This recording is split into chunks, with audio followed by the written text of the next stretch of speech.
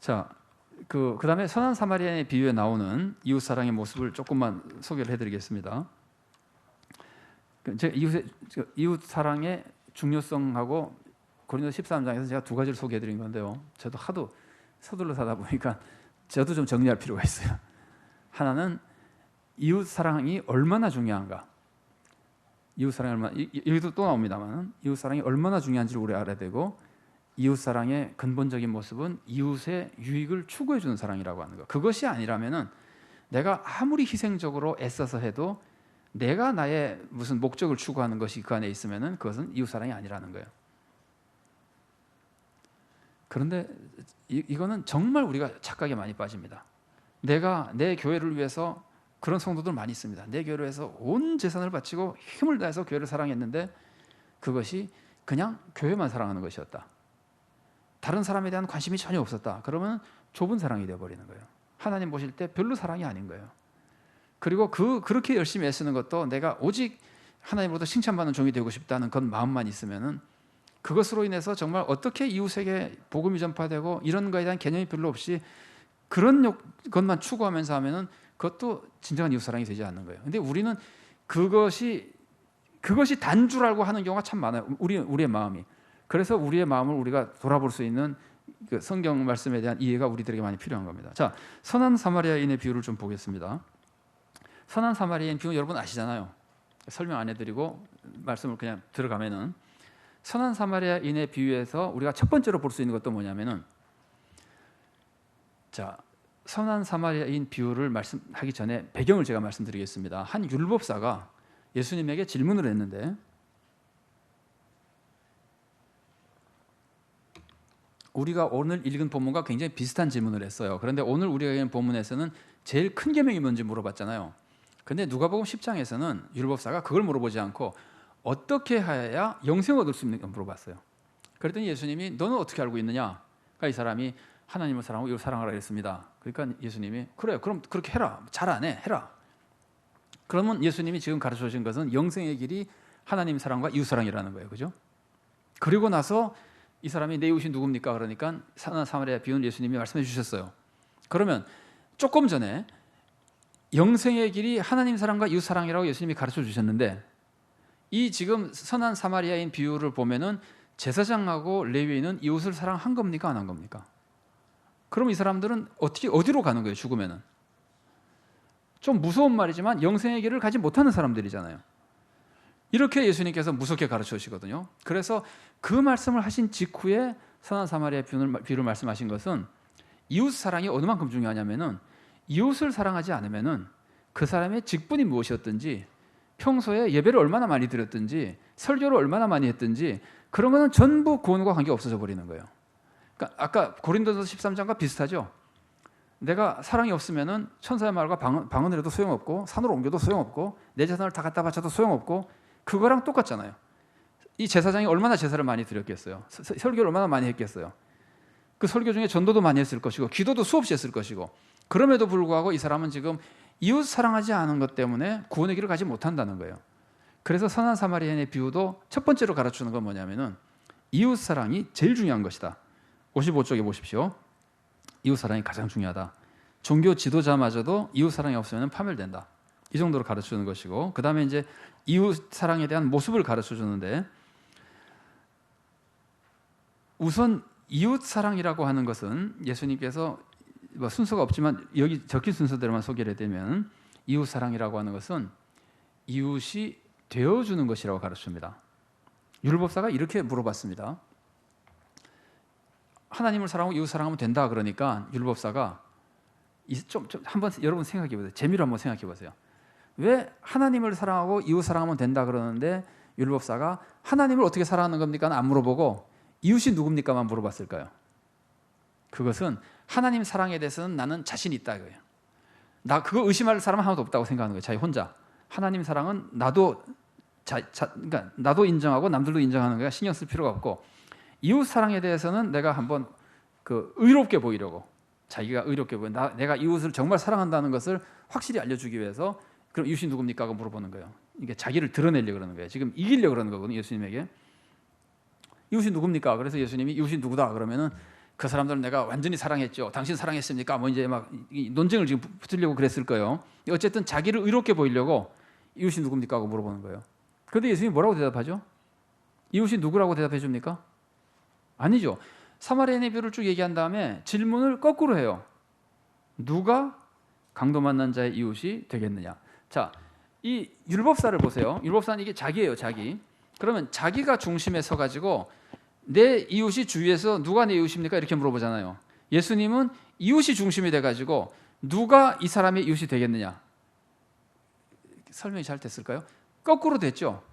율법사는 내 이웃이 누굽니까? 이웃이 정해지면 나는 그놈 사랑하겠습니다. 이거고 예수님은 이웃, 어떤 사람이 있는데 누군가가 그 사람의 이웃이 되어줘야 된다는 거예요. 내 이웃이 누군가 알고 내가 사랑하는 게 아니라 내가 가서 이웃이 되어줘야 된다는 거예요.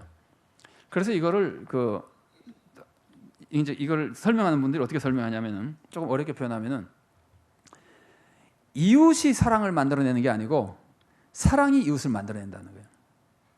우리들에게 사랑하는 마음이 있으면은 이웃이 되는 거예요. 그러니까 사랑하는 마음이 있으면은 원수도 이웃이 되는 거예요. 그 찬송도 그런 찬송이죠. 원수까지도 친구가 되게끔 하는 것이 사랑이에요. 그런데 이 율법사의 질문은 이웃만 사랑하겠다는 거예요. 그러니까 내 이웃이라고 확실한 사람, 만일에 유대인이라면 유대 민족들, 예를 들면 그런 거예요. 그래서 우리 동네 사람들 뭐 이런 게만 사랑하겠다는 거예요. 그런데 예수님은 그게 아니라 이웃 사랑이라고 하는 것은 사랑의 마음을 품고 가서 이웃이 되어주는 거예요. 그러니까 이웃에 대해서는 아무런 경계가 없어요. 사랑만 품으면 이웃이 될 수 있는 거예요. 이웃 사랑이라고 하는 것은 먼저 정의하는 것이 아니라 가서 되어줘야 되는 겁니다. 그런데 이웃 사랑은 예수님이 뭐라고 말씀하셨냐면은 누가 강도 만난 사람이 이웃이 되겠느냐? 예수님은 누가 제사장의 이웃이 되겠느냐? 레위인의 이웃이 되겠느냐고 물어보지 않습니다. 왜냐하면 지금은 그 사람들이 이웃이 필요 없는 사람이기 때문에 그렇습니다. 지금 사랑의 이웃이 필요한 사람은 강도 만난 사람이잖아요. 그래서 예수님은 강도 만난 사람이 이웃이 되겠냐고 물어보시는 이유는 이웃 사랑이라고 하는 것은 1차적인 대상이 어려움 겪는 사람이라는 거예요. 여러분 한번 생각해 보십시오. 이웃 사랑은 원수도 사랑해야 되기 때문에 제한이 없습니다. 우리가 이론적으로는 모든 사람을 사랑해야 됩니다. 그런데 실천적으로는 어려운 사람을 사랑하는 것만 이웃 사랑입니다. 다시 천천히 말씀 들어보세요. 실천적으로 이웃 사랑은 어려운 사람을 사랑하는 것만 이웃 사랑이지 어렵지 않은 사람 사랑하는 건 이웃 사랑으로 안 쳐준다는 말이에요. 이게 좀 너무 심한 말처럼 들리지만 예수님이 실제로 그런 말씀하셨어요. 예수님이 바리새인의 집에 식사를 갔다가 그 식사 초대한 사람에게 예수님이 뭐라고 그러셨냐면은 내가 잔치를 베풀거든. 이 생각나시죠? 잔치를 베풀거든. 부한자나 친척이나 이런 사람 초청하지 마라. 왜냐하면 그 사람 초청하면 그 사람이 또다시 너를 초청해서 내가 한 선행이 다 갚아지니까 하나님부터 상을 못 받는다. 갚을 수 없는 사람을 초대해라. 이렇게 뭐 갚니 안 갚니 말씀하시는 건 우리를 이해시키기 위해서 그러는 것이고 예수님의 말씀의 본질은 도움이 필요한 사람, 하지도 않은 사람, 그러니까 지금 배부른 사람 밥 먹여주고 이웃 사랑했다 그러는 건 우습다는 거예요. 예수님 말씀은. 배고픈 사람 먹여준 것만 이웃 사랑이라는 거예요. 그래서 이웃 사랑은 모든 사람을 사랑하는 거지만 그 모든 사람 중에도 실제로 사랑할 때는 어려운 사람만 사랑해요. 어려운 사람을 사랑하는 것이 진짜 이웃 사랑입니다. 예수님이 그걸 가르치는 겁니다. 그리고 이웃이 되어주는 데는 경계가 없습니다. 사마리아인과 유대인의 벽이라고 하는 것은 이 벽이라고 하는 건 지금 우리가 살아가고 있는 사회에서는 찾기가 쉽지 않을 거예요. 일제 시대에 무슨 뭐 일본 한병 앞잡이하고 독립투사하고 정도 될까? 아니면은 IS하고 무슨 뭐 평화 될까? 하여튼 이 유대인과 사마리아인들은 그 원래 그 사람들이 이제 종교적으로 그 갈등이 있어 왔지만 그 사이에 중간중간에 이상한 사건들이 많이 있어가지고 굉장히 원수처럼 지내던 사람이에요. 그냥 단지 저족속은 나쁜 놈, 더러운 놈, 우리는 선민, 저놈들은 우리를 무시하는 나쁜 놈 이 정도가 아니고 중간에 막 그 예를 들면은 유대인들이 사마리아 사람들과 학살하기도 하고 사마리아인들이 유대인 성전을 막 더럽히기도 하고 이런 그 서로 해코지하는 일이 생기고 이래서 굉장히 감정이 안 좋은 사이였었어요. 그런 사이, 그래서 정말 서로 싫어하고 유대인들로서는 정말 사마리아인들을 멸시했었는데 예수님은 하필이면은 유대인 강도 많은 사람은 유대인입니다. 이 지금 배경이 전체가 유대인이기 때문에 사마리아인이 돕게 만드는 거예요. 그래서 이걸 그림으로 만일에 그리면 이런 그림과 비슷합니다.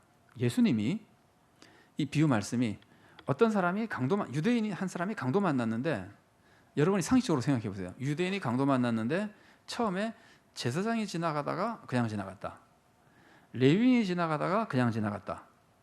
그러면 그 다음에 누가 지나간다 그러면 딱 맞을까요?